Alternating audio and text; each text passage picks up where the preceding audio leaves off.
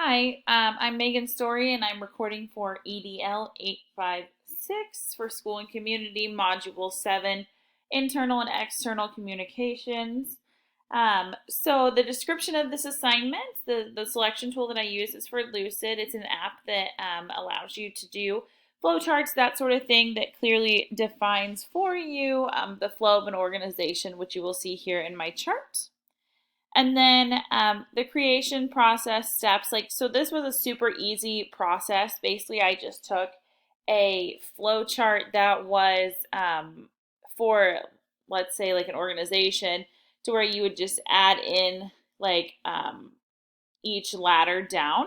And so it was easy to add in. You could add in pictures and then also what roles were played throughout this. So it was super, super simple. And so throughout this, we have two publics. Those two publics that entail the school district that I work in, Spring Hill School District, are internal publics and external publics. And so I'm going to kind of go through those, the strengths and the weaknesses with you. So through this, our internal publics, which I'm going to zoom in on, our internal publics within our Spring Hill School District are going to start with our school personnel, then our teachers and our students. And so those are the three main topics of internal publics. So when we talk about the different forms of communication, I have distinguished those on our site, on this flowchart also. So district personnel, when we communicate with district personnel, so as we're talking about basically our administration staff, etc., we do three forms of communication: oral, written, and digital forms of communication. While digital is probably the most widely used, there is quick discussion, that sort of thing, with oral and written as far as that goes. The same thing goes for our teachers: oral, written, and digital. And so what this interaction would look like orally with a teacher is just a quick communication in the hallway. Written can be something that is like our contracts are written, that sort of thing. And then obviously digital is going to be our biggest formatting on how to communicate about everything. Students are going to receive stuff the same way that we were just talking about with district personnel and teachers. Their digital communication is going to be email or our learning management system, Skyward. That's going to be the quickest way to reach them. And then as you will see there in the internal, there are feeders off of each one of those. So off of district personnel, there are our school board members who receive everything the same way. They're tagged in on everything that we discuss in our buildings. Sometimes I feel like they know a lot. But support staff, they also are receiving information the same way we do. And so that's why I decided to do these flows with the channels the way that they are. And so as we move to the external side, I think one of the things that that sometimes can be a little gray area is, where do parents belong in internal and external publics? And so parents can either be internal or external. I believe they can ultimately be both, because parents are a major part, obviously, in bridging the communication gap in schools and between students.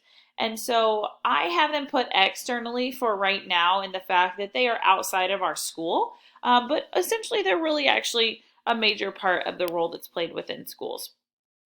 So over on the external side, the following major headings that I have are parents, non-parents, and I'll go into detail about that here in a second, local businesses, and then elected officials. So as I was speaking about parents are going to receive stuff the exact same way that our students do, obviously. So oral communication, like if you see a parent and you talk to them briefly. Written, we do send some things home for parents to know. And then obviously digital. I think during COVID, we saw how much digital we actually use. So then let's talk about non-parents. So non-parents, basically, statistically, around 75% of your school district is going to be non-parents. So essentially, they are just stakeholders within your community that pay their taxes, that fund our schools, that don't have a student in our district at the time.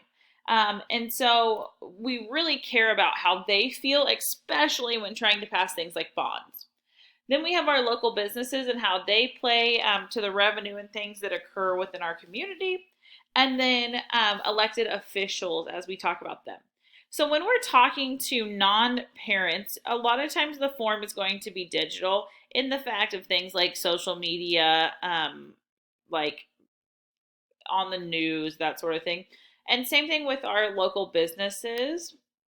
And then our elected officials in Spring Hill, it seems that we are very intertwined with our like elected officials, Chamber of Commerce, school board, business leaders, all of these things like the local businesses all are intertwined because we are a smaller community in the town of Spring Hill where a lot of our school board members are from and living.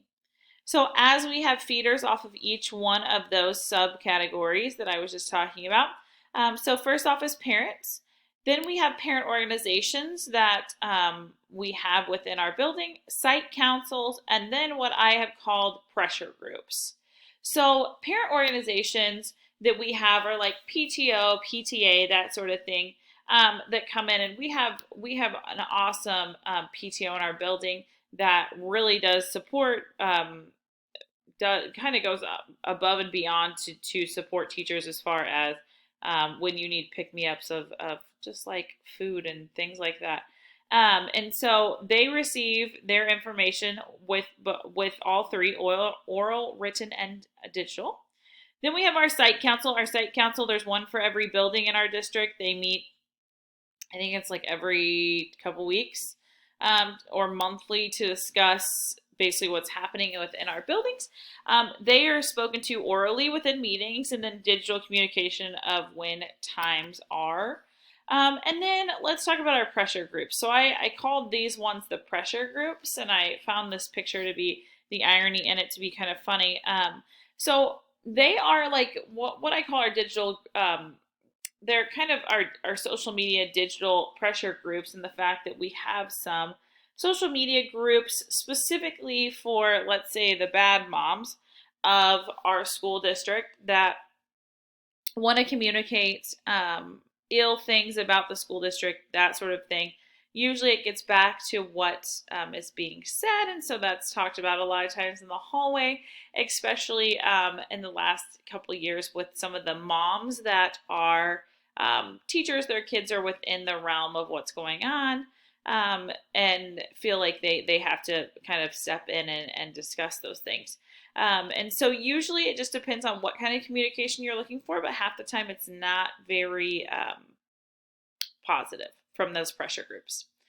Then as we're moving over to our other subcategory, it is going to be our, like underneath kind of local businesses, kind of in that spectrum is going to be our church groups, which usually are reached via digital platforms throughout the school district.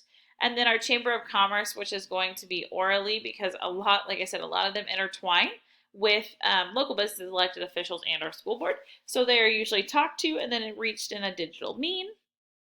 And then last but not least, off our elected officials is going to be our community members. And so just our community members, they're usually reached out in digital formatting. And so I do know that my school district has passed bonds in 2016 and then turned around and passed another one in 2018 due to the growth that is occurring within the district. And so a lot of these people within this external communication side, like your non-parents, really had to be reached. And so Spring Hill has done a really good job actually with having a communications director and making sure there are multiple platforms that people are able to access information. And so actually our school website is one of the most thorough school websites that I've seen as far as if you need information about something, it's there. You are able to find it. And so throughout completing this assignment, one of the things that, like talking about one of our strengths and weaknesses, so in our internal communication, so over here within our school district, what the problem is within my building especially is that there is no trust. We tend to have a big swing in turnover.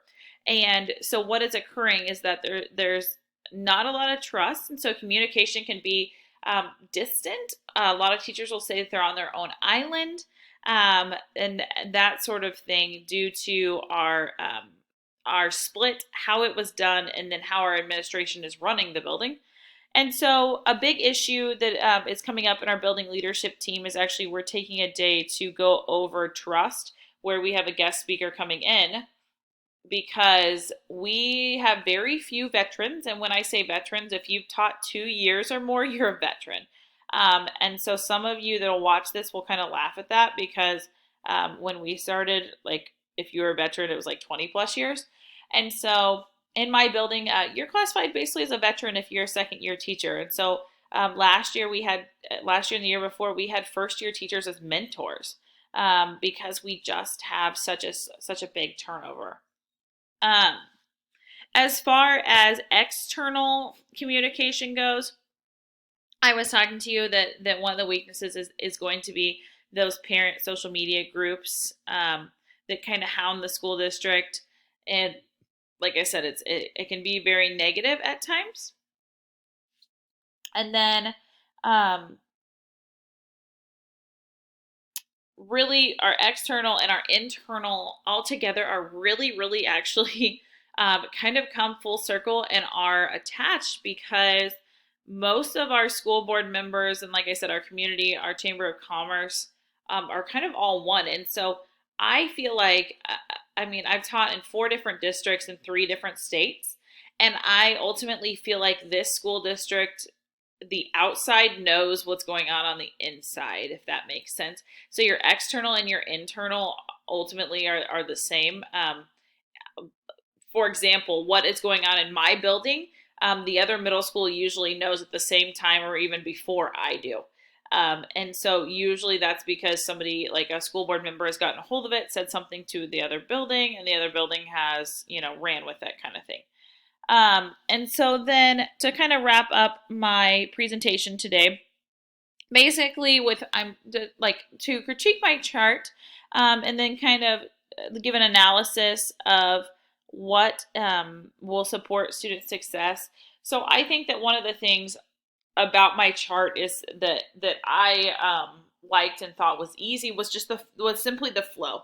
You can read this very simply. There's not a ton of shapes and that sort of thing where I have to drag and drop and it can kind of get messy. This is very simplistic, which is kind of my style. And then as we're talking about kind of an analysis of what's going on to support student success, ultimately, I feel like a lot of times that what occurs within my building seems to get put on teachers, but it ultimately seems like administration sometimes needs to play a bigger role. A lot of times they're not around, it seems, to help us. But then if a teacher does something really cool, for example, one of our teachers did something really cool, and then our administration rode on that coattail and then got presented like a big award. Even though that teacher had put her heart and soul into something, and then like our principal had taken credit for it. So that was kind of sad to me ultimately, because that teacher deserves some recognition too. It's fine that he can take credit for the building, but ultimately the teachers deserve recognition. And so I feel like what is presented on the outside can sometimes be very misleading, but what is occurring on the inside sometimes can be a little bit of positive toxicity in a way. And so ultimately, I feel like internally and externally, the communication is there. The problem is that with all the growth that is occurring within the district, there needs to be some formalities that are allowing it to thrive instead of, I feel like it's just kind of circling right now until we have more schools with having our buildings not an overcrowding population to meet all students learning and their success. Thank you.